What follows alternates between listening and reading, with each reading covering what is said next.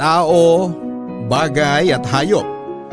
Ito ang karaniwang nakapalibot sa ating paligid. Pero ang hindi natin alam, may mga nilalang pa tayong nakakasama sa ating mundo na hindi lang nakikita ng ating mga mata. Ikaw, kapuso, ano ang gagawin mo kung biglang sumama sa iyo ang isang elementong nagambala mo nang hindi mo sinasadya? Sa inuman, karaniwang ibinibigay ang first shot sa mga hindi natin nakikita. Nagsasabi rin tayo ng tabi-tabi po kapag dumadaan tayo sa mga hindi pamilyar na lugar. Ayon sa mga matatanda ay ginagawa natin ito upang magbigay galang sa mga nilalang o elementong hindi natin nakikita. Ito ang isang bagay na hindi ginawa ng letter sender natin ngayong araw na tatawagin natin sa pangalang JD. Kasama ang kanyang grupo nang minsan silang bumisita sa isang abandonadong bahay. Ano kaya ang kinahinatnan ng kanilang panghihimasok sa isang tahimik na lugar? Ito ang dapat ninyong abangan dito sa mga kwento ng pag-ibig, buhay at pag-asa at minsan katatakutan sa Barangay Love Stories. Dear Papa Dudut, hello po sa inyong lahat, Papa Dudut, at sa lahat ng mga nakikinig sa Barangay Love Stories ngayong araw. At dahil nalalapit na naman ang undas ay sari-saring kwento na naman ng kababalaghan ang napapakinggan sa mga radyo at napapanood sa TV.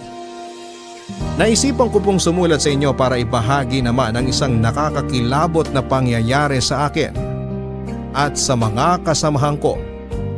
Ilang taon nang nakakalipas. Tawagin niyo na lamang po ako sa pangalang JD. 27 years old at isa po akong IT specialist na nakatira dito sa Bulacan. Dati po akong vlogger. Sa pagsikat ng online vlogging sa Pilipinas ay naisipan ko rin noon na gumawa ng sarili kong channel. Naiinggit kasi ako dati, Papa Dudut, sa mga Pinoy vloggers na sumisikat at ngayon ay meron ng marangyang pamumuhay. Mahirap pasukin ang mundo ng online vlogging. Bago ka magsimula ay kinakailangan mo munang magkaroon ng mga gamit para rito. Noong nagsisimula pa lamang ako ay cellphone lang ang ginagamit kong pagkuha ng video. Bago nito ay kinakailangan mo ring mag-isip ng maayos na content na papatok sa mga viewers. Pagkatapos nito ay kailangan pang i-edit ang video at i-promote ito sa mga kakilala at kaibigan. Pero ang pinakamahirap na siguro sa lahat ay ang maghanap ng subscribers at ng viewers. Tandang-tanda ko pa, nasasampu lang ang views ng unang post ko noon at karamihan dito ay nanggaling pa sa mga kamag-anak ko. Ganon pa man ay hindi ako nawala ng pag-asa, Papa Dudut. Sari-saring videos ang ginagawa ko mula sa pranks, tutorials, reaction videos at maging gaming ay pinasok ko na rin. Kahit na umabot lang hanggang 500 views sa mga video ko noon ay nagpupursigi ako sa pag-upload ng iba't ibang klase ng mga content. Papa Dudut, mas lalo akong na-inspire nang makilala ko si Bea na isa sa mga masugid kong taga-subaybay. Isa siya sa mga palagi nag-iiwan ng mga comment at like sa mga videos ko. Nang malamang kong sa Bulacan rin siya nakatira ay naisipan naming mag-meet kung saan ay napag-usapan namin ang tungkol sa vlogging.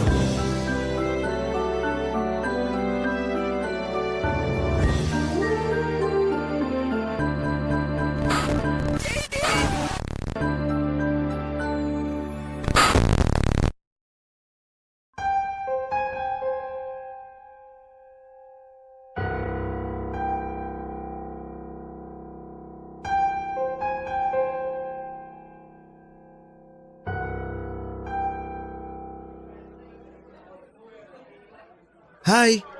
Bea, right? Oo, ako nga. Nice to meet you. Ang tangkad mo pala sa personal. Yep, 5'9". Mana sa tatay. Upo ka. Thank you. Nga pala, nag-order na ako ng food. Di na kita natanong kung anong gusto mo. Okay lang ba sa'yo? Okay lang, kinakain ko naman lahat. Hindi ako choosy sa pagkain. So, paano mo pala na-discover yung channel ko? Wala, bigla na lang nag-pop up sa feed ko. Mahilig kasi ako sa mga horror content. Tapos nakita ko yung video mo tungkol sa top 10 ng mga haunted house sa Pilipinas. Naaliw ako sa pag-host mo sa mga video kaya nag-subscribe ako. Nakakatuwa naman. Kahit na konti lang views ko, masaya na ako malaman na may natutuwa sa mga video ko. Kailan ka ba nag-start mag-vlog? Recently lang, around 3 months ago. Ang hirap nga eh. Sobrang nakakapagod mag-edit ng videos tapos kakaunti lang yung nakakanood. Sobrang nakakawala ng motivation. Alam mo yun? Yung parang todo effort ka pero hindi naman nasusuklian yung efforts mo. Yeah, naiintindihan kita. Actually, sumubok din ako dati na gumawa ng vlog. Kaso, hindi ko natagalan. Same experience din. Pero alam mo, lahat ng mga sikat na vlogger ngayon, dumaan din dyan. Kaya huwag ka mawala ng pag-asa. Darating din yung araw na makikilala ka. Sana nga. Yung mga tulad mo ang nagiging inspirasyon ko. Na kahit wala akong ganong subscribers ramdam ko na meron akong supporter kahit na isang tao lang. Yan yung mga bagay na pinanghahawakan ko ngayon kaya ako nagpapatuloy.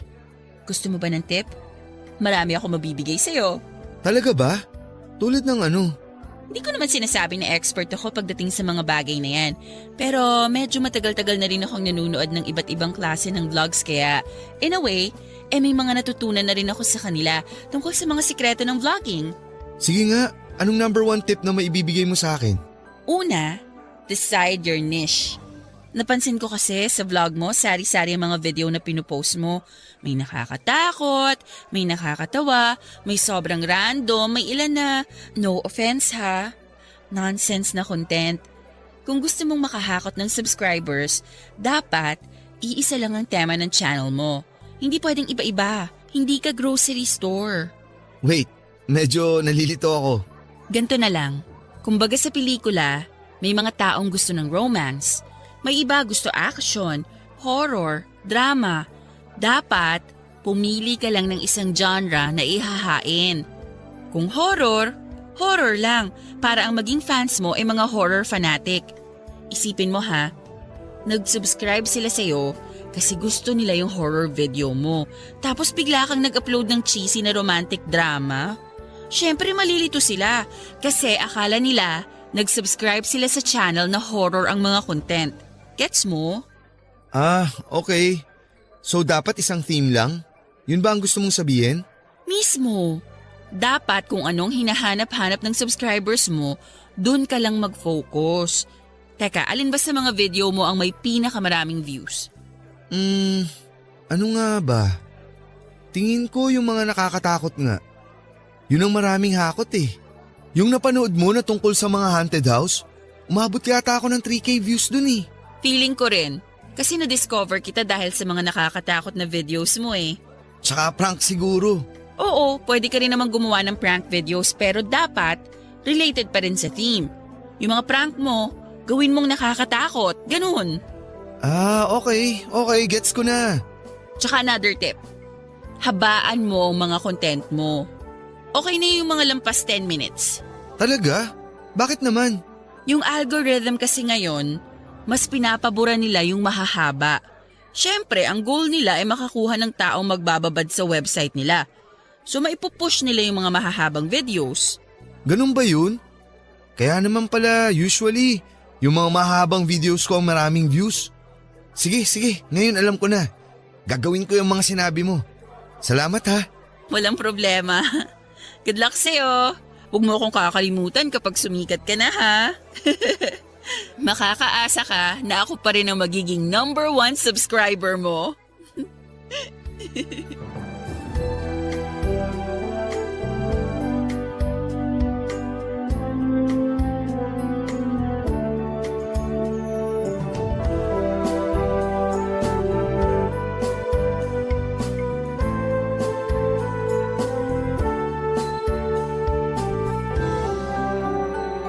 Papa Dudut, sinunod ko ang mga tip na ibinigay sa akin ni Bea.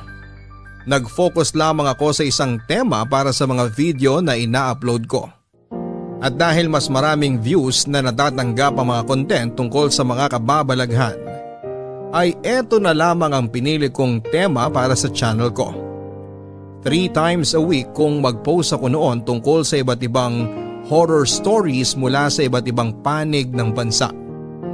May ilang tungkol sa maligno't engkanto. Meron ding mga kwento na mga kaluluwang hindi matahimik at kung ano-ano pa. Nagpatuloy ang pagkakaibigan namin ni Bea Papadudut. Paminsan-minsan ay si Bea ang nagbibigay sa akin ng mga ghost stories na maaari kong i-content. Hindi nga nagtagal ay isa na rin siya sa mga nagsilbing researcher para sa channel ko. Sa mga sumunod na buwan, mula sa 1,000 subscribers, ay nadagdagan pa ito at lumaki ng mahigit 10,000. Umatok sa panlasa ng mga manonood ang mga kwentong kababalaghan na ibinabahagi namin sa aming mga viewers. Nagkaroon kami ng solid supporters at simula noon ay naging rutina namin ang paggawa ng mga videos tuwing Sabado at Linggo na ipinopost naman namin tuwing MWF. Nakatulong din siguro sa pagtaas ng subscribers namin ang consistent na pagpo-post namin ng video sa channel. Sinisikap talaga namin ni Bea ang makapag-post ng 3 videos sa loob ng 1 linggo. Papadudot hindi naglaon. Ang pagkakaibigan namin ni Bea ay nakabuo ng spark. Sa halos araw-araw na pagsama-sama namin, ay unti-unti pong nahulog ang loob ko sa kanya. Masayahin kasi siyang tao kahit na mahilig siya sa mga kababalaghan. At kung ano pang mga paranormal activities. Horror ang favorite genre niya, mapalibro man o sa pelikula. Siya yung tipo ng babae na dark colors ang paboritong isuot. Walang ere sa katawan at matapang. Madiskarte at may tinatagong kakulitan. Mula sa friendship ay sinubukan kong i-level up ang relasyon namin. Sinubukan ko po siyang ligawan.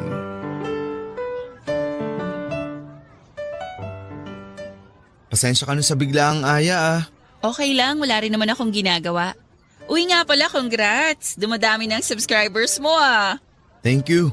Dahil yan sa'yo sa mga tip mo. Masaya ako na nakatulong sa'yo. Dapat nga sa'yo ko ibigay ang credit ng success ng channel ko eh. Kasi ikaw ang utak ng bawat content na pinuproduce ko. Naku, hindi na kailangan. Alam mo… Gusto sana kitang isama sa channel ko. Kung sakaling okay lang sa'yo, gusto kitang maging parte sa mga susunod na video na ipopost ko. Ha? Anong ibig mong sabihin? Gusto kong makita ka ng subscribers ng channel ko. Ipapakilala kita bilang parte ng channel. Bilang co-host. Hala, bigla akong na-pressure. JD, hindi mo na kailangan gawin yan. Tsaka isa pa, hindi ako marunong humarap sa camera. Akong bahala sa'yo. Sa una, nakaka-intimidate nga pero kapag nasanay ka na, I promise, mawiwili ka rin. Pero ayoko maapektuhan yung channel mo dahil sa akin. Paano kung hindi nila ako magustuhan? Ikaw nga dahilan kung bakit unti-unting nakakakuha ng success yung channel eh. Bakit mo naman iisipin yan? Ewan ko. Alam mo ba yung tinatawag na confidence? Wala ako nun. Maniwala ka sa akin. Kayang-kaya mong maging confident. Magtiwala ka lang sa sarili mo. Nga pala. Meron pa sana akong gustong sabihin sa'yo. Meron pa? Ano? Kinakabahan ako sa'yo, alam mo ba yon? Alam kong hindi pa ganun kahaba ang pinagsamahan natin pero I think I'm starting to like you. Sorry. Hindi ko alam kung anong sasabihin ko eh. It's okay. Hindi mo naman kailangan ibalik sa akin kung anong nararamdaman ko sa'yo eh. Sorry, nagulat lang talaga ako sa sinabi mo. Pasensya na. Sorry kung nailang ka sa confession ko. Gusto ko lang naman na malaman mo kung anong feelings ko sa'yo. Ayoko na kasing sayangin yung opportunity na masabi ko sa'yo na gusto kita. Alam mo, Sa totoo lang, may gusto rin ako sa'yo, JD. Ha? Talaga? Seryoso? Oo, pero ewan ko. Hindi ko lang ine-expect na aabot tayo sa ganito. Never pumasok sa isip ko na mapupunta tayo sa ganitong sitwasyon. I mean, 2 months ago, isa lang akong hamak na viewer ng channel mo tapos ngayon, well, hindi pa ako sure sa nararamdaman ko ngayon pero alam kong attracted din ako sa'yo. Hindi naman natin kailangan magmadali eh. Marami pa tayong araw na pagsasamahan at aantayin kita. Handa akong maghintay sa araw kung kailan sure ka na sa nararamdaman mo. Naiintindihan mo naman siguro ako, di ba? Ayoko nang magmadali sa pag-ibig. Yan ang number 1 na natutunan ko sa mga heartbreak ko. Mahirap magdesisyon ng maaga. Kasi yung mga mabilis ang desisyon na yan, usually yan ang pinagsisisihan natin sa huli. Huwag kang mag-alala. Never kitang mamadaliin sa mga desisyon mo. Salamat at naiintindihan mo ko. Ay, so, ayun na nga. Yun yung mga gusto kong sabihin sa'yo. Kaya kita niyaya dito. Since magkasama na tayo, sabay na tayong mag-dinner. Mabuti pa nga, bigla akong ginutom sa'yo eh. Parang gusto ko ng street food. Ah, may alam akong masarap na street food dito. Gusto mo puntahan natin? Meron bang malapit dito? Okay, ano pang hinihintay mo? Tara na! So, ito na ba yung magiging first date natin? Sabihin na lang natin na ang kumain ng street food ang ideal first date ko. Ayos!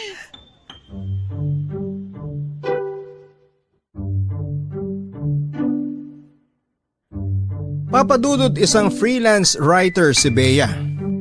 Na ang pangunahing trabaho ay ang magsulat ng articles para sa iba't ibang website. May sideline din siya kung saan ay binabayaran siya para magbigay ng detailed reviews hindi lang para sa mga Hollywood films, kundi pati na rin sa mga pelikulang ipinapalabas sa Pilipinas, sa South Korea at maging sa Thailand. College pa lamang si Bea ay umikot na ang mundo nito sa internet. Katulad ko ay Bachelor of Science and Information Technology rin ang kinuha nitong kurso sa kolehiyo kaya naman maaga siyang naging techie. Pero ayon sa kanya ay passion na raw niya talaga ang pagsusulat simula pagkabata kaya eto na ang ipinagpatuloy niyang trabaho. Matalino si Bea Papadudut. Sari-saring paandar ang mga naiisip niya para lamang mas lalo pang mapalakas ang channel ko. Marami siyang naiisip na pakulo na kailanman ay hindi ko maiisip na gawin.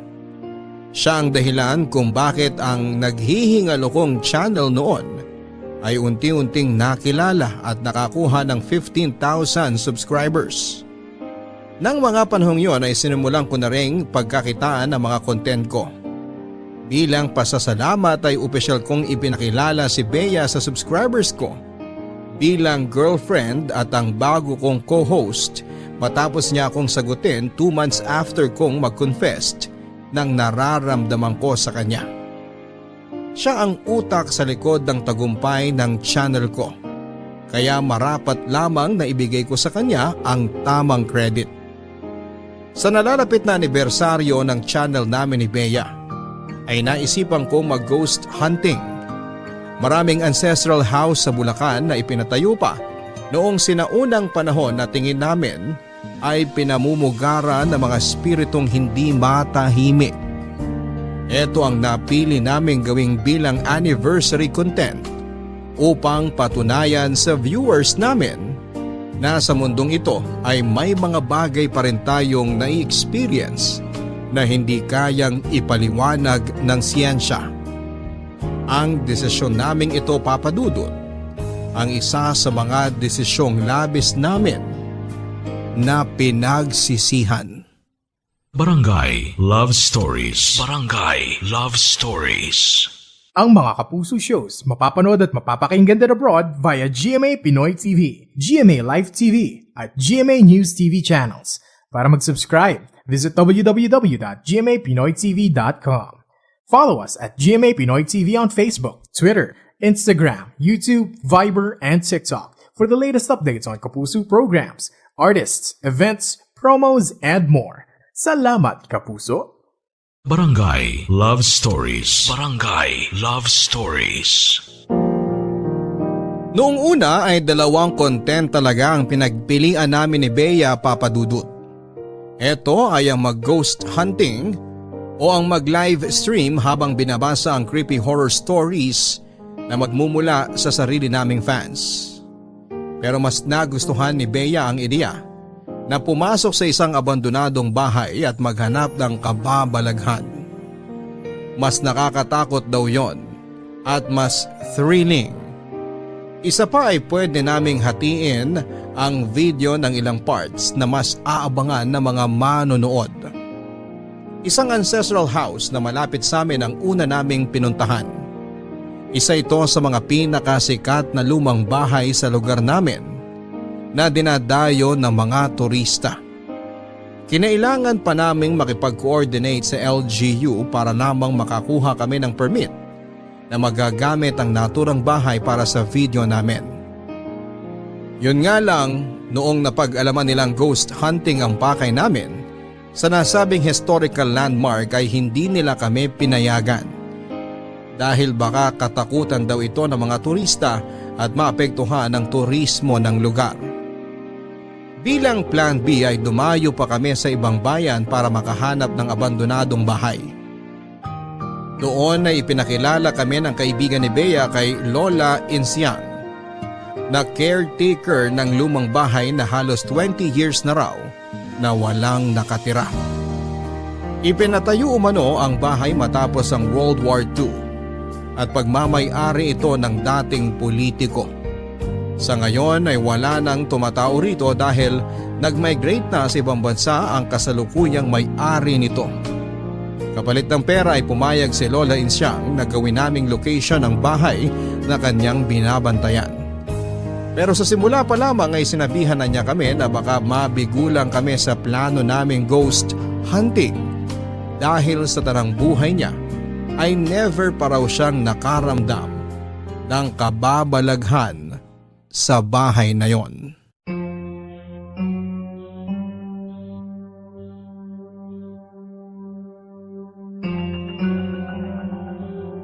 Ito na ba yung sinasabi mong bahay? Oo, ito nga. Ano, okay ba? Medyo malaki rin naman pala. Ayos na rin to. Kahit hindi kilala at least nakakatakot pa rin ang itsura. Tsaka mas maganda na to kasi hindi siya na-restore. Lumang-luma ang dating. Unang tingin pa lang ay nakakakilabot na. Nasa na ba yung may-ari? Papunta na siguro dito yon. 9:00 ang sinabi ko na dating natin eh. Tsaka hindi yung may-ari ang makakausap natin, yung caretaker lang. Kahit sino pa yan, basta payagan niya tayong mag-shoot dito. Oh, siya na ba yan? Mukhang siya na yata yan. Hello po, Lola. Kayo po ba yung caretaker nitong bahay? Oo, ako nga. Kayo na siguro yung tinutukoy na kaibigan ni Julia. Opo, ako po si Bea. Siya naman po si JD. Magandang umaga po sa inyo. Magandang umaga rin. Ano bang plano ninyong gawin dito sa bahay? Gusto po sana namin gawing location to para sa shoot namin. Naghahanap po kasi kami ng luma at malaking bahay na pwedeng gamitin. Actually, muntik na nga po kami mag-give up kasi wala na kaming makitang bahay. Mabuti na lang at nakausap namin si Julia. Maniwala po kayo sa hindi. Marami na po kaming nilapitan na iba. Kaso nga lang ayaw ipagamit. Doon po sa amin maraming ang ancestral house pero sobrang dami naman po ng requirements kaya no choice na kami kundi dumayo na lang dito. Nabanggit nga sa akin ni Julia na bumiyahe pa raw kayo papunta rito. Kailan nyo ba planong gamitin yung bahay? Wala na kasi rito yung may-ari niyan. Matagal nang nasa ibang bansa. Kaya ako na lang ang naiwan dito na bantay. Sa totoo lang, wala na silang pakialam sa bahay na yan Kaya nga minsan, hindi ko na rin nililinisan. Mga next week po siguro kung papayagan nyo kami. Willing naman po kami magbayad. Tsaka kahit wag nyo na pong galawin. Mas maganda yung itsura niya ngayon para kitang wala na talaga nakatira. O sige, pero ipapaalam ko muna sa may-ari ha. Baka kasi pagalitan ako Ano bang kukunan ninyo rito? Bakit ba gusto ninyo ng lumang bahay? May anniversary video po kasi kami nagagawin. Mag-ghost hunting sana kami kaya sana po pumayag yung may-ari. Ghost hunting? Wala namang multo dyan eh.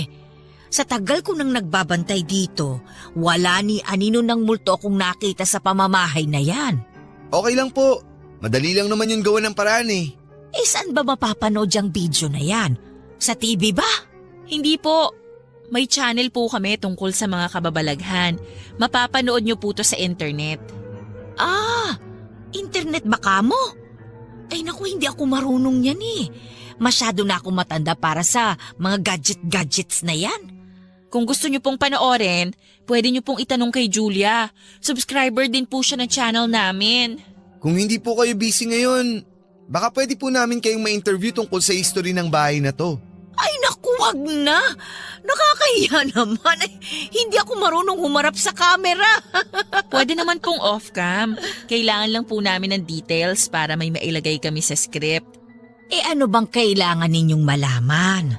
Yung background po sana ng bahay, kung kailan ipinatayo at kung sino-sino mga tumira dito.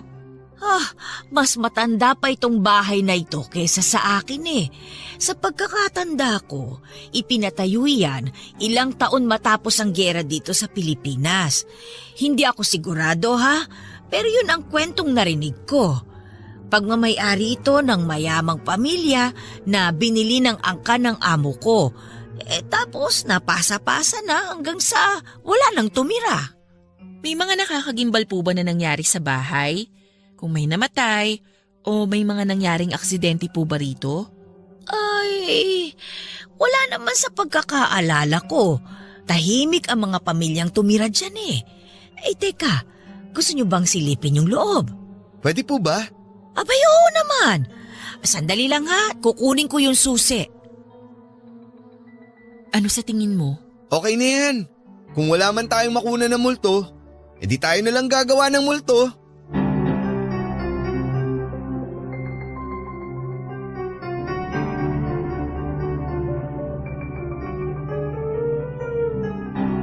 Papa Dudut, hindi naman problema sa amin kahit na wala kaming makunan sa kamera na multo. Madali lang ang solusyon doon. At naisip na ito ni Bea bago pa man namin gawin. Madali lang daw dayain ang mga kababalaghan sa kamera. Konting sound effects lang at video edits ay makakapanakot ka na ng tao kapag pinalabas mo itong totoo. Ayon pa kay Bea, hindi na raw bago ang pagiging scripted na mga video na napapanood online.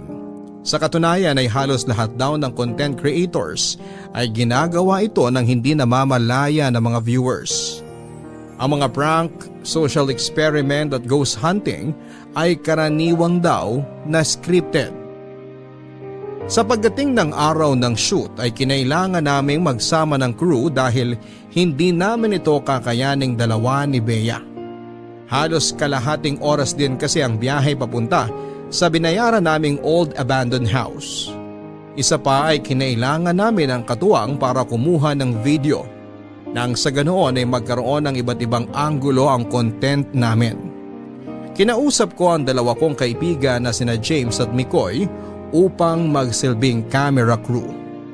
Kailangan kasing may sariling camera na nakatutok sa akin at dapat ay meron ding kamerang nakatutok kay Bea. Nag-aya pa kami ng dalawang kasama. Ang pinsang kong si LJ at kapatid ni Bea na si Jasper. Sila ang magtatrabaho off-cam na gagawa ng mga katatakutan tulad ng paggalaw ng mga bagay at paggawa ng mga hindi maipaliwanag na ingay. 4:30 pa lamang ng hapon ay bumiyahe na kami papunta sa location. Kailangan pa kasi naming mag-set up at gumawa ng script para sa opening spiel kung saan ay ibabahagi namin ang history ng naturang bahay. Dahil hindi naman gaanong nakakatakot ang kwento ng abandonadong bahay ay kami na mismo ang nag-imbento ng sarili nitong kwento. Pinalabas namin na may isang babaeng nagpatiwakal dito na simula noon ay nagmumulto na sa lugar dahilan upang iwan ito ng may-ari. Papadudot, ibang-iba ang itsura ng bahay pagsapit ng dilim. Mas naging nakakatakot ito kumpara nung dinalaw namin ito sa kalagitnaan ng araw. Sira-sira na ang ibang parte nito. Kupas na rin ang orihinal nitong pintura. Kahit may caretaker ay maalikabok ang loob nito at puno ng sapo. Nakadagdag pa sa takot ang malaking puno ng akasya. Sa tabi nito na ayon kay Lola Insyang ay nakatayo na bago pa man mabuo ang bahay.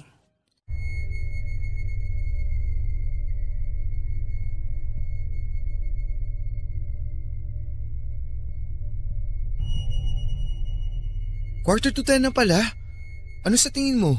Okay na ba yung mga nakunan natin? Feeling ko madami naman na tayong nakunan. Napasok naman lahat ng parte ng bahay, di ba? Oo. Kaso nga lang wala tayong nakuha na legit na paranormal activity. Kahit lang sana may narinig tayong mga kaluskos o bigla ang pagsara ng pinto.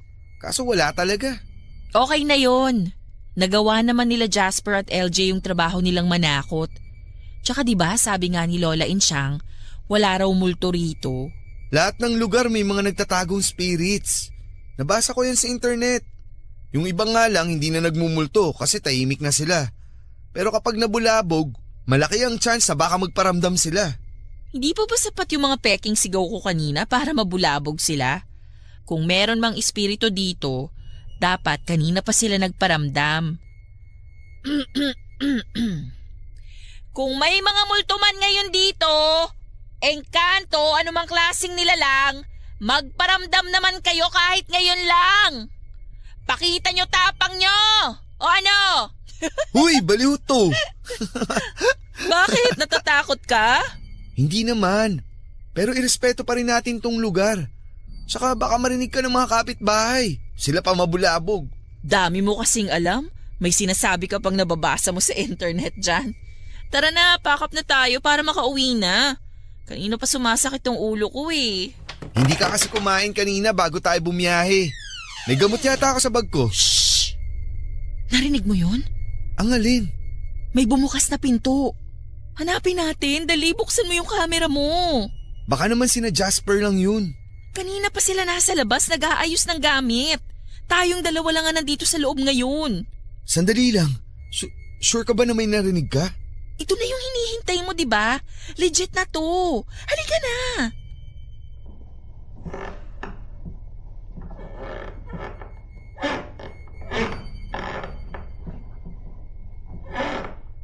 Ito na ata yung bumukas na pinto. Narinig ka namin! Kung sino ka man, kaya mo bang magparamdam ulit? JD, dyan ka lang ha. Kunan mo ko habang pumapasok sa loob. Bea, ano ka ba? Huwag kang maunang pumasok sa kwarto. JD! Bea! JD, tulungan mo ako! Okay ka lang? Hindi ko mabuksan tong pinto, JD! Sandali lang! JD! Sisipain ko tong pinto! Lumayo ka muna para hindi ka matamaan! JD! Bea! Ano nangyari? Bakit bigla na lang sumara yung pinto? May tao sa bintana. Ha? Itutok mo yung hawak mong camera sa likod ko. May nakatayo sa labas ng bintana. Saan? Mikoy! Ikaw ba yan? Jasper! Kung kayo man yan, hindi to nakakatuwa! Nakunan mo ba? Umalis na tayo. Bumibigat na yung pakiramdam ko. Pati ako biglang bumigat pakiramdam ko eh. Ha? Nawala na siya. Ha? Yung anino nawala na. Tara na!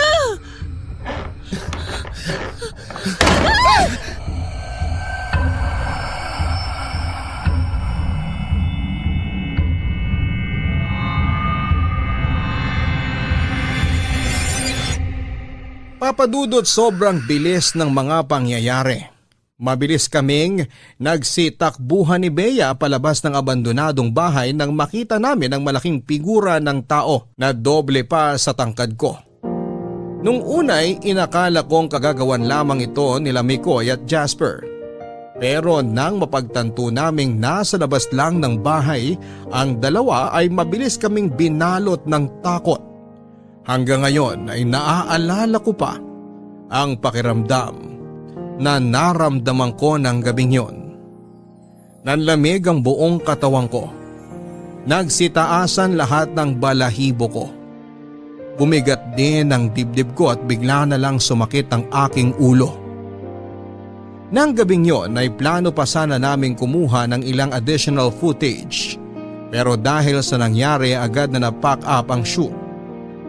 Gustuhin ko mang bumalik sa loob ay natakot na ang dalawang camera crew na kasama namin at ayaw na nilang tumapak pa sa loob. Isa pa ay biglang sumama ang pakiramdam ni Bea. Namumutla na siya ng mga oras na yon. Kaya naisipan naming tapusin na ang shoot na yon. Dapat nga ay meron pa kaming gagawin na on-cam interview kay Lola Insyang. Pero hindi na namin ito nagawa pa sa pagmamadaling makaalis mula sa lugar. Habang nasa daan ay naisipan nila Mikoy na dumaan muna sa isang restaurant para sana kumain. Gusto raw kasi niya magstay muna sila sa ibang lugar nang sa ganoon ay masiguro nilang wala raw masamang spirito na sumama sa amin. Pagpagdawang tawag sa ganon ang karaniwang ginagawa kapag nanggaling sa lamay ang mga tao. Dahil sobrang sama ng pakiramdam ni Bea ay hindi na kami sumamang dalawa. Mas mabilis na lamang kaming umuwi noon dahil ang priority ko ay ang kapakanan ng nobya ko. Pero papadudot simula ng araw na yon ay kapansin-pansin ang biglang pagbabago ng girlfriend kong si Bea. Papadudot simula ng araw ng ghost hunting namin sa abandonadong bahay ay nagsimulang magkaroon ng lagnat si Bea. At ilang araw ding hindi nakasama sa mga vlog ko. Matapos nito ay halos gabi-gabi umano siyang sinusumpong ng pagsakit ng ulo. Hirap din siyang makatulog sa gabi at pakiramdam niya ay palaging may nakatingin sa kanya. Dahil sa mga pangyayaring ito ay naging irritable siya at palaging wala sa mood. Hindi tulad dati na siya pa ang nag-aaya na gumawa kami ng mga videos. Naisip ko na baka pagod lang si Bea kaya pinagpahinga ko na muna siya ng ilang araw.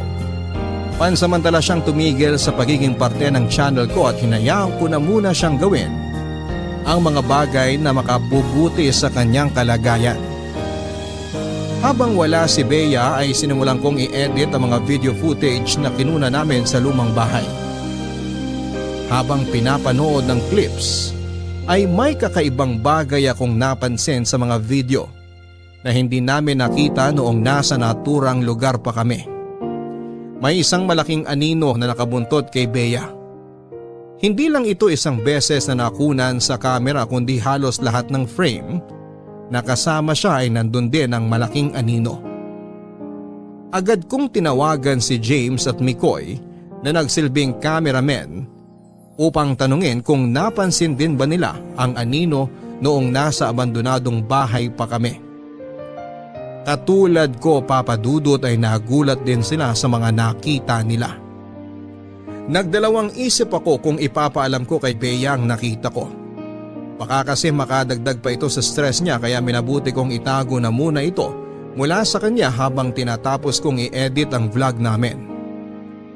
Lumipas sa mga araw at dumating din ang anibersaryo ng channel namin.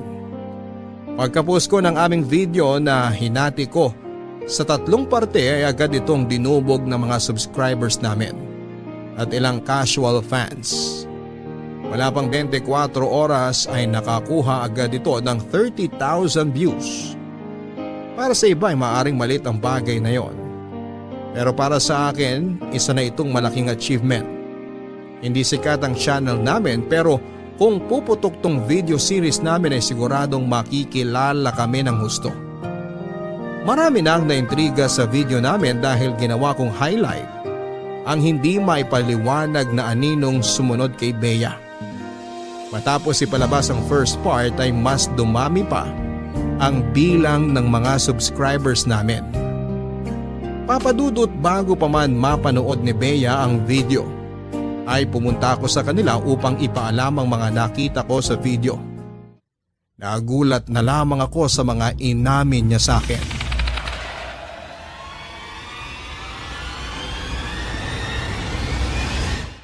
Bea, may papakita nga pala ako sa'yo dito sa laptop. Ano yan? Masama pa rin pakiramdam ko ngayon. Masakit ulo ko. Hindi mo pa ba ininom yung gamot na binigay ko sa'yo? Nakadalawa na ako, wala pa ring epekto. Ano ba yung ipapakita mo sa akin? Tignan mo to. Habang ini-edit ko yung video natin sa abandonadong bahay, may napansin ako. Hello guys! Welcome back sa ating channel. As promised. Nakikita mo ba yun? Ang alin? Ayan o. Sa likuran natin habang nag-i-intro tayo. Hindi mo siya masyadong mapapansin pero kapag zoom in natin dun sa may puno ng akasya, may nakatayong anino dun. Kita mo? Hindi lang yan. Marami pa. Basta tuwing nasa frame ka, makikita mo na may anino na palaging nasa background. Baka naman anino lang yan ang kasama natin. Bea, walang ganyan katangkad sa grupo natin. Si Jasper na yata ang pinakamataas sa atin eh. Ano ba height niya? 5'11"? At isa pa, hindi lang to basta anino. Silhouette siya ng tao. O ng kung ano man yan.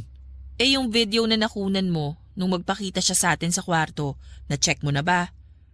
Pareho din ba yun nung nakunang anino sa ibang footage? Yun ang nakapagtataka. Kasi hindi siya nakuha sa camera. Panoorin mo to. Mikoy! Ikaw ba yan? Jasper! Kung kayo man yan, hindi to nakakatuwa! Grabe, biglang nagtayuan yung balahibo ko. Excited na akong ipakita to sa subscribers natin. Tsak nahahakot to ng maraming views. JD, paano kung sinundan tayo ng anino dyan sa video? Ha? Anong ibig mo sabihin na sinundan? Napansin ko kasi nitong mga nakaraang araw na parang palaging may nakasunod sa akin. Alam mo yung feeling na mag-isa ka naman pero may nararamdaman ka na parang may kasama kang iba? Ano yun? Sumakay din siya sa van pa uwi? Paano kanya susundan? Seryoso ko, JD. Sorry na. Feeling ko pagod ka lang. Sobrang busy kasi natin itong mga nakaraang linggo. Kailangan mo lang magpahinga. Hindi eh. Iba tong nararamdaman ko eh. Paano mo naman nasabi na iba? Simula nung umalis tayo sa bahay na yon, hindi na nawala tong sakit ng ulo ko. Hirap din akong makatulog tuwing gabi. Palagi akong dinadalaw ng masasamang panaginip. Sa maniwala ka't sa hindi. Pero sa tingin ko, may kinalaman tong nangyayari sa akin sa nagpakita sa ating dalawa nung gabing yon. Simula nung gabing yon, hindi na nawala tong bigat sa dibdib ko. Stress lang yan. Alam mo kung anong kailangan mo? Pahinga. Gusto mo dito na muna ako matulog? Para naman masamahan kita. Wag na. Mag-i-edit ka pa ng videos. Baka maabala pa kita. Hindi ka naman nakakaabala sa akin. Siyempre priority ko pa rin ang safety mo. Sige na. Tuloy mo na yung ginagawa mo. Magpapahinga na ako. Kailangan ko na talaga ng tulog. O sige, dito lang ako habang umiidlip ka. Wag na. Umuwi ka na. Teka, galit ka ba? Hindi ako galit. Nakakatampo lang na hindi mo siniseryoso yung nararamdaman ko. Bea, hindi naman sa ganun. Naniniwala naman ako sa'yo eh, pero… Ang sabi ko, umuwi ka na. Kulit mo naman eh. Bea naman!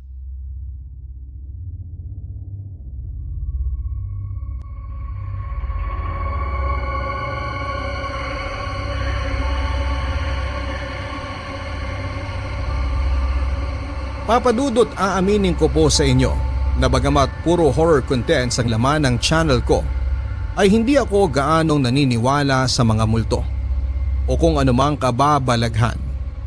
Oo nga't may mga nararamdaman o napapansin na ako once or twice sa tanang buhay ko na mahirap ipaliwanag, pero naniniwala akong meron pa rin po itong scientific explanation. Kaya nang bagitin sa akin ni Bea ang mga kababalaghang hindi umano nangyayari sa kanya, talagang nahirapan akong paniwalaan ito. Ang anino na makikita sa video ay paniguradong meron ding explanation pero sa ngayon ay hindi pa namin alam kung ano ito. Sinabihan ko na lamang si Bea na magpahinga na muna pansamantala. Feeling ko kasi napagod lamang siya sa sunod-sunod na shoot namin. Bago kasi kami nag-shoot na para sa anniversary video namin ay kumuha na rin kami ng iba pang mga videos para pang-content. Sa dami ng videos na nakuna namin ay may i-upload na kami para sa isang buong buwan. Plano kasi naming magbakasyon sa Siargao pagkatapos. Kaya ang sinabi ko kay Bea ay mag-unwind na lamang muna siya at ilayo ang isipan sa trabaho. Total ay marami namang kaming video na nakaschedule for posting sa mga susunod na linggo kaya pwede na muna kaming magpahinga.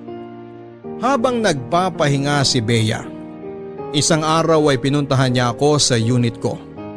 Medyo mabuti raw ang pakiramdam niya ng araw na yon kaya naisipan niya akong sorpresahin. Nag-alala nga ako kasi nakuha pa niya akong puntahan sa kabila ng kanyang nararamdaman. Nabanggit ni Bea sa akin na may mga araw na masama ang pakiramdam niya. Na tipong gusto na niyang magpa-ospital at may mga araw naman na maginhawa. Kaya nang bumuti-buti ang pakiramdam niya ng araw na yon, sinamantala niya na puntahan ako. Papadudot, ika nga nila ay to see is to believe. Saka na lang ako naniwala sa mga sinabi ni Bea noong ako na mismo ang makasaksi ng mga pangyayari sa kanya. Ilang araw matapos niya akong dalawin ay tumawag siya sa akin at hinahanap ang sling bag niya. Hindi niya raw maalala kung naiwan niya ba sa unit ko o dala niya ito pa uwi. Kinausap ko ang kakilala kong security guard sa building namin para tulungan akong humingi sa management ng kopya ng mga CCTV footage ng araw na pumunta si Bea sa unit. Laking pasalamat ko sa management ng building na tinutuluyan ko dahil hindi sila nagdalawang isip na bigyan ako ng kopya. Nang i-check ko ang footage sa labas ng unit upang tignan kung suot ba ni Bea ang kanyang sling bag, ay ibang bagay ang nakita ko. Sa video, suot naman niya ang sling bag niya habang naghihintay sa elevator. Pero ang kapansin-pansin sa naturang footage ay ang biglang pagsulpot ng isang lalaki na parabang nabuo na lamang out of somewhere sa likuran ni Bea. Nakabuntot ang anino sa girlfriend ko na parabang sinamahan siyang maglakad. Kung sakaling hindi ko napanood ang simula ng video, kung saan ay biglang sumulpot ang anino ay aakalain ko talagang may iba siyang kasamang lalaki. Pagpasok ni Bea sa elevator ay sumunod din ang anino. Papadudod sa CCTV footage, nang pagpasok ni Bea sa elevator ay bigla akong kinilabutan nang makita ko ang aninong sumunod sa kanya. At nakatayo na mismo ito sa harapan ni Bea.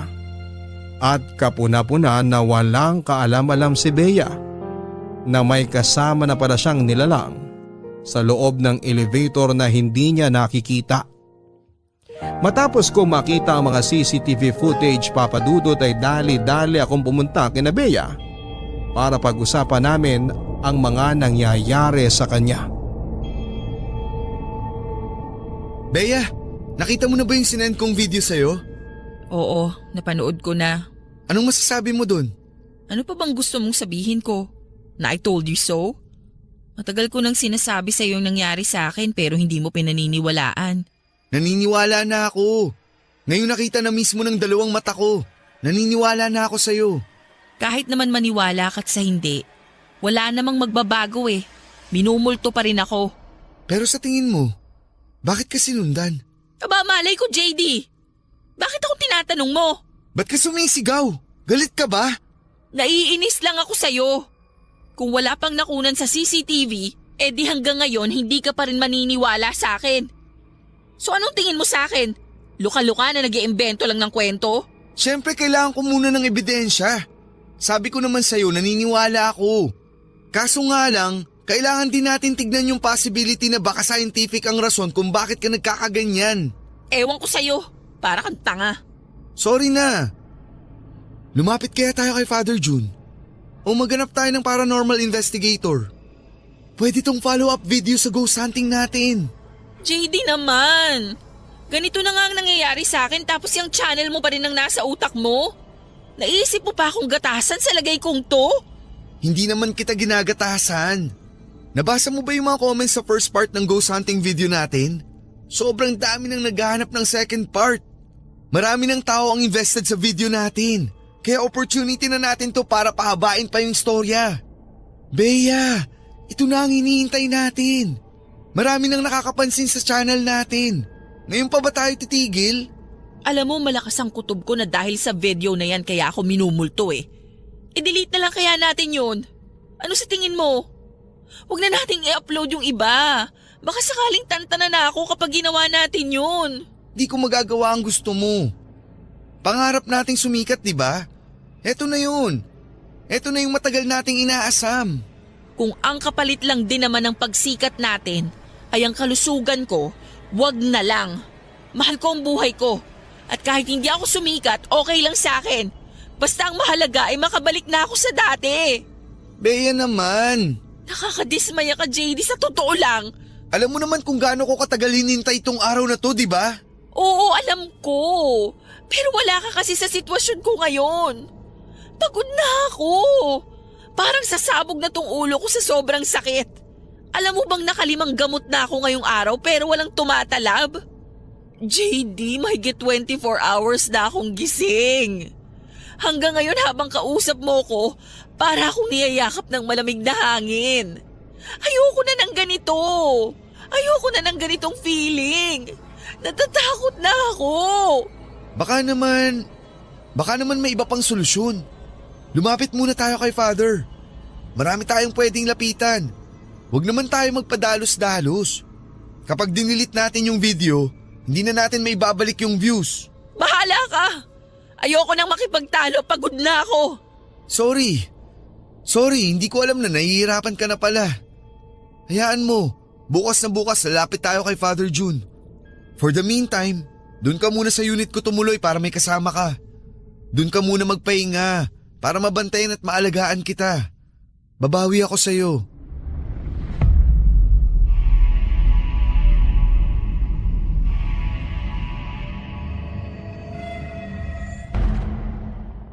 Papadudot hinikayat ko si Bea na pansamantala munang tumira sa unit ko. Baka lang kasi kailangan niya ng bagong environment at para na rin mabantayan ko siya. Pumasok rin kasi sa isipan ko na kapag magkasama kami ay makikita mismo ng mga mata ko ang mga kababalaghang nangyayari sa kanya. Maaari ako mag-set up ng camera sa loob ng unit ko upang makuna ng mga pangyayari na pwede naming i-upload sa channel para sa mas mataas na mga views. Ayaw man noong una ay pumayag pa rin si Bea sa plano ko. Kailangan daw kasi niya na makakasama lalo na't hindi na niya kaya ang mga nangyayari sa kanya. Gabi-gabi na lang daw siyang dinadalaw ng masasamang panaginip. May mga pagkakataon ding bigla-bigla na lang siyang nawawala ng gamit o di kaya'y nanlalamig na lang siya nang wala namang kadahilanan. Ang kwento pa niya sa akin ay parabang nababaliw na siya dahil hindi niya alam kung ano na ang paniniwalaan niya. Kung binumulto ba siya o may dinaramdam lang siyang sakit. Sa huli ay nalaman namin ang katotohanan ng pansamantala kaming nagsama ni Bea sa iisang bubong. Nagkaroon nga rin ng kaunting tampo sa akin si Bea nang hindi ko sinunod ang gusto nito na i-delete na lamang ang anniversary video sa channel namin. Nasasayangan kasi ako sa nagastos namin pati na rin sa mga effort na ibinuhos namin para sa content na yon. Isa pa ay maganda ang naging reaksyon ng mga viewers sa part 1 ng video at patuloy pa ang pagtaas ng subscribers count namin. Sa katunayan ay marami na noong nag-aabang sa mga susunod na parte ng video. Dahil sa hindi inaasahang success ng anniversary video namin, ay naisip kong gawing part 4 yung hiningi kong CCTV footage ni Bea sa labas ng unit ko at yung sa loob ng elevator. Magandang addition yon para mas lumaki ang fanbase naming dalawa. Barangay Love Stories. Barangay Love Stories. Ang mga Kapuso shows mapapanood at mapapakinggan din abroad via GMA Pinoy TV, GMA Live TV at GMA News TV channels. Para mag-subscribe, visit www.gmapinoytv.com. Follow us also at GMA Pinoy TV on Facebook, Twitter, Instagram, YouTube, Viber, and TikTok for the latest updates on Kapuso programs, artists, events, promos, and more. Salamat, Kapuso! Barangay Love Stories. Barangay Love Stories. Papa Dudut, alam kong labag sa kalooban ni Bea na i-document ko ang mga nangyayari sa kanya. At kahit pa binigyan niya ako ng go signal ay dama ko na hindi siya pabor na ginagatasan ko ang kanyang sitwasyon. Ganon pa man ay mas pinili na lamang niyang huwag magsalita para sa relasyon namin. At sa ikabubuti ng channel naming dalawa. Pagkarating niya sa unit ko ay agad kong pinaalam sa kanyang setup ng mga kamera. Isa sa kwarto namin, isa sa dining area at isa naman sa sala. 24 oras na bukas sa mga kamerang ito maliban sa nasa kwarto na sakalang namin bubuksan kapag matutulog na kami. Unang gabi pa lamang ng pagsasama namin ay nakatikim na kaagad ako ng kababalaghang sinasabi ni Bea. Pasado 12:00 na noon ng madaling araw at tulog na si Bea samantalang nasa kusina naman ako at abala sa pag-i-edit ng video nang biglang bumukas ang ilaw sa sala. Wala lang naman ito para sa akin dahil baka nagka-short circuit lamang ito o kung anuman. Pero nang makalapit ako sa switch upang patayin sana ang ilaw ay agad itong nag-switch off. Dinig na dinig ko pa ang pagpitik ng switch sa mismong harapan ko. Doon ay nakaramdam na ako kaagad ng kilabot dahil nakita ko mismo ng mga mata ko ang pagbaba ng switch kahit na hindi ko pa ito nagagalaw. Mas lumakas ang takot na nararamdaman ko nang bigla ring namatay ang ilaw sa kusina. Dali-dali akong tumakbo sa kwarto upang gisingin si Bea. Ikinuwento ko sa kanyang nangyari pero nang lumabas kami ng kwarto ay pareho nang nakabukas ang ilaw. Hindi lang ito ang pagmumultong naramdaman ko, Papa Dudut. Nang minsang busy ako sa panonood sa sala ay narinig ko ang pagpasok ni Bea sa CR. Nakita pa nga ng peripheral vision ko ang pagbukas ng ilaw sa loob ng banyo. Inintay ko siyang lumabas pero natapos na't lahat ang pinapanood ko ay walang Bea na lumabas mula sa CR. Kinato ko siya habang tinatawag ang pangalan niya. Bukas pa rin ang ilaw sa loob at nakalock din ang pintuan. Nagsimula akong kabahan para sa nobya ko pero agad nagbago ang kabang nararamdaman ko nang mula sa kwarto ay biglang lumabas si Bea at tinatanong kung bakit ko raw siya tinatawag. Sabay kaming napatingin sa CR at sakto naming nakita ang pagpatay ng ilaw mula sa loob nito.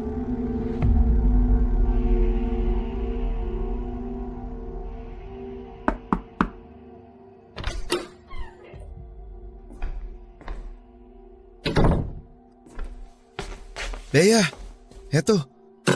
Ipinagluto kita ng breakfast. Kumusta ka na? Masama pa rin pakiramdam ko. Kailangan mong kumain para lumakas ka. Para makalabas ka na dito sa kwarto natin. Tingin ko kailangan mo rin maglakad-lakad para makapag-exercise ka kahit papano. Iniinom mo ba yung mga inireseta sa'yo ng doktor? Mabuti na lang, sabi ni Doc, trangkaso lang daw yan. Hindi to trangkaso. Alam ko ang kaibahan ng trangkaso sa nararamdaman ko ngayon. Hindi to trangkaso, JD. Oo na, sige na. Kumain ka na. Kakabit ko lang to. Ano yan? Camera. Magdadagdag ako ng camera para mas marami tayong makuhang paranormal activity. Para saan? Ilalagay mo na naman dito sa kwarto natin? Oo. Baka sakaling may makunan tayong kababalaghan. Naglagay na ako ng additional camera sa labas ng CR. Kailangan nating i-document lahat ng nangyayari sa'yo para… JD, ano ka ba naman? Bakit? So itutuloy mo talaga yung walang hiyang video na yan kahit na nagkakaganito na ako? Mas mahalaga pa rin sa'yo ang views kesa sa kalagayan ko. Baka! Grabe! Anong gusto mo? Itigil na natin to. Delete ko na yung channel natin. Yun ba ang gusto mo? Yung video lang sa inabandon ng bahay ang gusto kong burahin mo. Mahirap ba yon? Palibhasa masyado ka nang nawili dyan sa pagtaas ng views at subscribers mo eh. Nakalimutan mo na kung ano ang priority mo sa buhay. Itong channel ko. Itong channel na pinaghirapan nating dalawa ang priority ko. Paano ako? Ako na girlfriend mo. Saan ako lulugar? Sabi ko na nga ba eh. Mukhang nagpadalos-dalos na naman ako sa desisyon kong pumasok sa relasyon. Di na ako natuto. Lagi na lang ganito. Sakit palang malaman, no? Na hindi ako ang priority ng boyfriend ko. Bea, ginagawa ko naman ang lahat ah. Hindi porket priority ko ang channel natin, ibig sabihin nun na hindi na kita priority. Naghahanap ako ng maaaring solusyon para may save ang dalawang bagay na pinakamamahal ko. Itong channel natin at ikaw. Nasaan? Saan ko makikita yung efforts mo? Kasi hindi ko maramdaman. Bea naman. Napakaliit na bagay lang nitong hinihiling ko sa'yo. Yung views at subscribers na pinagmamalaki mo, makukuha naman natin yan sa mga susunod na buwan eh. Madali lang natin mababawi ang mga bagay na pinanghihinayangan mo ngayon. Sayang kasi. Kumbaga ito na yung break natin eh. Paano kung hindi na maulit to? Paano kung ito na lang yung chance natin para makilala online?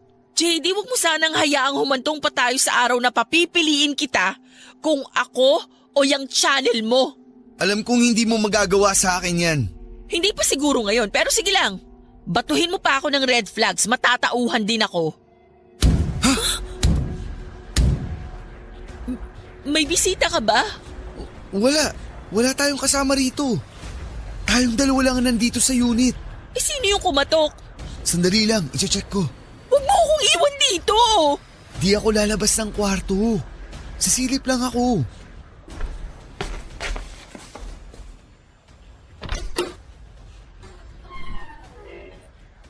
May tao ba dyan? Hello? Sino ka ba? Pwede ba? Tantanan mo na kami? Ano? May tao ba? Sa tingin ko, kailangan na talaga nating magpatulong sa paranormal expert.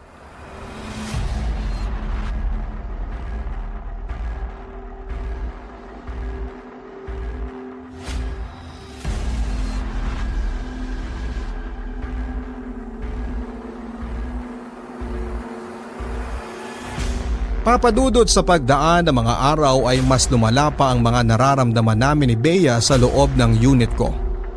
Nagsimulang pumalya mga appliances kahit na brand new naman ang ilan sa mga dito.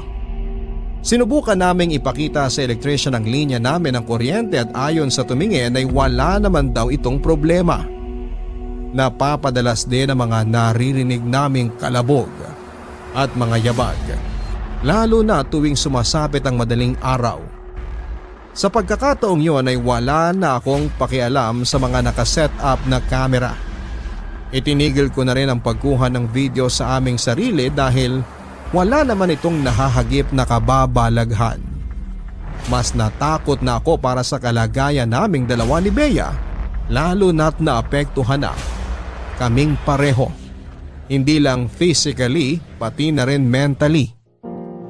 Ilang beses habang nasa harapan ako ng computer ko ng 10 oras ng gabi sa loob ng aming kwarto ay may napansin akong tila ba anino ng tao sa labas ng bintana namin. Nakapatay na noon ang mga ilaw papadudot at tanging ilaw na lamang ng monitor ng computer ko ang nakabukas. Hindi ko alam kung pagod lang ang mga mata ko o dahil puyat ako kaya kung ano-ano na lamang ang pumapasok sa isipan ko noon. Pero ilang segundo ko ring pinagmasdan ang hugis ng tao na anino sa bintana na parabang nakatingin sa akin. Hindi naman ito gumagalaw kaya inakala kong anino lamang ito ng puno o baka poste sa labas. Dahil hindi na ako makapag-concentrate sa ginagawa ko sa kakaisip kung anino lang ba talaga ang nasa bintana ay tumayo ako upang lapitan ito. Pero hindi pa man ako nakakalapit ay biglang umalis ang anino na parang natakot. Halos mapaupo ako sa sobrang gulat. Nanginig ang buong kalamnan ko at tumayo ang lahat ng balahibo ko sa katawan. Sa buong oras na busy ako sa computer ko ay hindi ko alam na may nanonood pala sa akin. Ang masaklap pa nito ay nasa second floor ang unit ko. Ang naging last straw na siguro upang matauhan ako sa mga pangyayari ay yung muntik na akong binangungot. Ang haling tapat noon, Papa Dudut, nang makaidlip ako sa sala. Nasa loob naman ng kwarto si Bea at nagpapahinga. Nagising akong tagaktak ng pawis pero hindi ko maigalaw ang katawan ko. Pagdilat ko ay naaninag ng mga mata ko ang isang malaking anino sa paanan ko. Alam kong gising na ang diwa ko noon pero para bang nasa loob pa rin ako ng isang panaginip. Pilit kong ginagalaw ang katawan ko pero hindi ko magawa. Biglang nanakip ang dibdib ko. Sinubukan kong pumikit ulit at nagusal ng maikling dasal. Doon ay unti-unting gumaan ang pakiramdam ko at tuluyan na akong nagising sa pagkakatulog. Matapos ang pangyayaring yon, ay pareho naming napagdesisyonan ni Bea na lumapit na talaga sa isang paranormal expert at hindi na namin ito pinagpaliban pa. Nakahanap kami ni Bea online ng paranormal expert na mahihinga ng tulong. Si Julius. Ikinuwento namin sa kanya ang mga pangyayari sa amin ni Bea. Mula sa pagsama ng pakiramdam ni Bea, sa mga kababalaghan na nararanasan namin sa loob ng unit ko hanggang sa anino na patuloy na sumusunod sa aming dalawa. Tinawagan na rin namin si Lola Insyang para ikwento sa kanyang lahat at magpaalam na rin na muling makapasok sa bahay. Gusto kasi ni Julius na makapasok sa loob ng abandonadong bahay para mas maramdaman ang lugar. Sa pag-iikot ko sa loob nitong abandonadong bahay, wala naman akong naramdamang bad energy. Sa katunayan, puro mga naiwang vibrations lang na mga dating nakatira rito ang naramdaman ko sa bahay na to. Ang mga tao kasi, may mga energy silang naipapasa sa mga bagay, sa mga gamit, pati na sa mga parte ng bahay. Positive man ito o negative. Karaniwan, sa bad vibrations kumakapit ang bad spirit. So ibig niyo po bang sabihin, wala kayong nakitang multo sa loob ng bahay?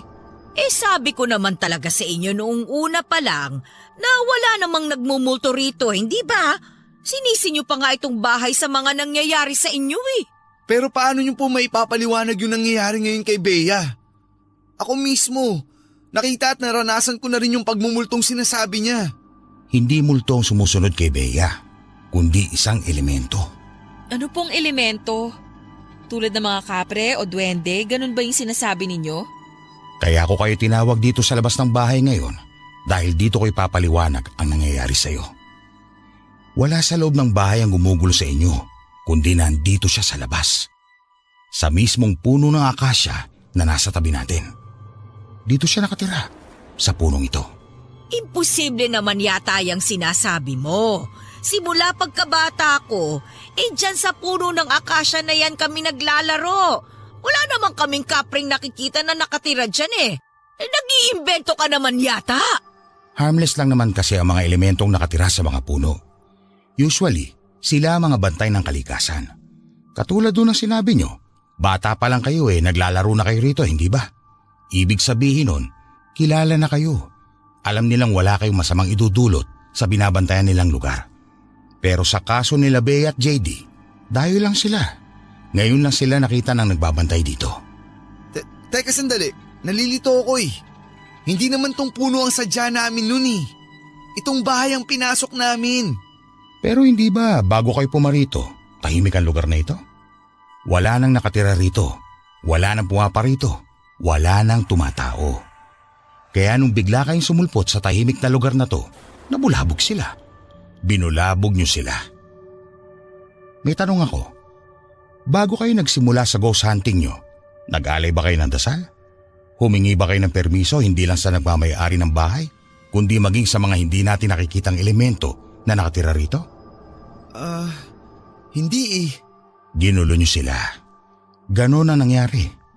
Ngayon, ibinabalik lang nila sa inyo kung anong ginawa niyo sa kanila. So paano natin mapapahinto to? Kailangan ba naming humingi ng tawad o kung anuman? Ako nang bahala dyan. Mag-aalay ako ng dasal para sa nagambala nyo at susubukan kong kausapin na tumigil na ito sa ginagawa sa inyo. Please lang po, pakisabi naman na tama na ho. Nakuha na namin ang punto niya. Hindi na ulit kami manggugulo sa mga lugar ng walang pasabi. Yung videos na kinuna namin dito, buburahin na rin namin. Diba, JD? Ha? Oo. Oo. Buburahin na namin lahat. Dahil kung hindi mo buburahin yon, mas lalo lang dadami ang mga taong dumadalaw dito para bisitahin tong abandonadong bahay na in the first place, wala namang multo. Kaya naman pala may mga nagtetrespassing dito, kayo pala ang may kasalanan. Alam niyo bang hindi ako magkaroon ng maayos na tulog sa gabi dahil sa mga taong pumapasok dito ng walang paalam? Aba, ayos sana kung pwedeng pagkakitaan. Kaso imbis na makatulong, nakakaperwisyo pa sila dahil nga nagkakandasira-sira yung mga bakod na inaakyatan ng mga tao.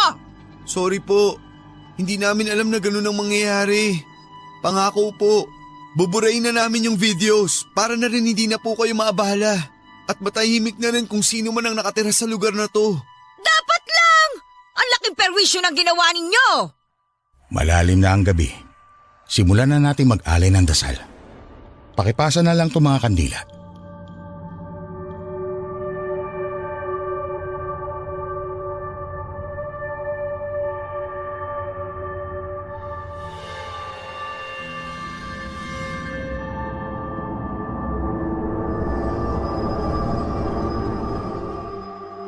Isang dasal ang inalay ni Julio sa puno ng akasya kung saan umano nakatira ang nilalang na gumambala sa amin ni Bea. Ito ang isang bagay na hindi raw namin ginawa bago at pagkatapos naming pasukin ang abandonadong bahay.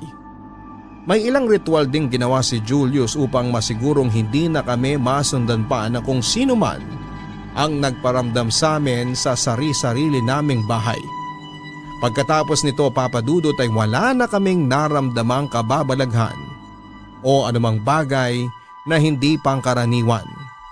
Katulad ng pinangako ko ay binara ko na lamang po ang video namin at nag-decide na rin kami na huwag nang ipagpatuloy ang mga video series namin patungkol sa nangyaring ghost hunting dahil ayon kay Lola Insyang ay halos araw-araw na raw siyang sumasaway ng mga dumadayo sa naturang bahay para i-check kung totoo ba ang nasa video namin.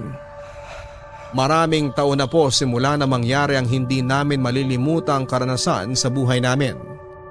Matapos ang insidente, unti-unting nanamlay ang channel ko hanggang sa maisipan ko na pong ihinto ito at i-delete. Ibinenta ko na rin halos ang lahat ng naipundar kong gamit tulad ng mga camera, mic at kung ano-ano pa. Kasabay ng pagkamatay ng channel ko ay ang pagkawala na rin ang relasyon namin ni Bea. Mutual decision naman po ang nangyaring hiwalayan sa pagitan naming dalawa. In the first place ay ang channel lamang naman namin ang nagbubuklod sa aming dalawa. At nang mawala ito ay unti-unti na rin nawala ang koneksyon namin sa isa't isa ni Bea. Ngayon ay nagtatrabaho na po ako sa BPO industry bilang isang IT specialist. Masaya na po ang buhay ko ngayon kasama ang bagong girlfriend ko na si Eileen. 2 years na po kaming magkarelasyon at sa tingin ko ay siya na ang makakasama ko habang buhay. Gayunpaman, ay mananatili pa rin sa puso't isipan ko ang mga aral na natutunan ko kasama si Bea. Hindi lang tayo ang nakatira sa mundong ito. Nakikita man natin sila o hindi ay lagi nating tatandaan na kailangan pa rin nating irespeto ang katahimikan ng bawat isa kung ayaw nating tayo mismo ang bulabugi nito. Hanggang dito na lamang po ang sulat ko, Papa Dudut, at maraming salamat po and God bless. Ang inyong forever kapuso at kabarangay, JD. Respeto. Ito ang isa sa mga pinakamahalagang ugali na kailangan nating ibigay. Hindi lang sa mga tao kundi pati na rin sa lahat ng bagay. Ayon nga sa kasabihan, huwag mong gagawin sa iba ang mga bagay na ayaw mong gawin sa iyo ng iba. Lagi nating tatandaan na mapakababalaghan man o hindi, huwag tayong magdadalawang isip na lumapit sa Panginoon. Magdasal tayo at humingi ng gabay dahil sa bawat problema na dumarating sa ating buhay, prayers ang isa sa mga mabisang sagot. Hanggang sa muli, ako po si Papa Dudut sa mga kwento ng pag-ibig, buhay at pag-asa dito sa Barangay Love Stories #1.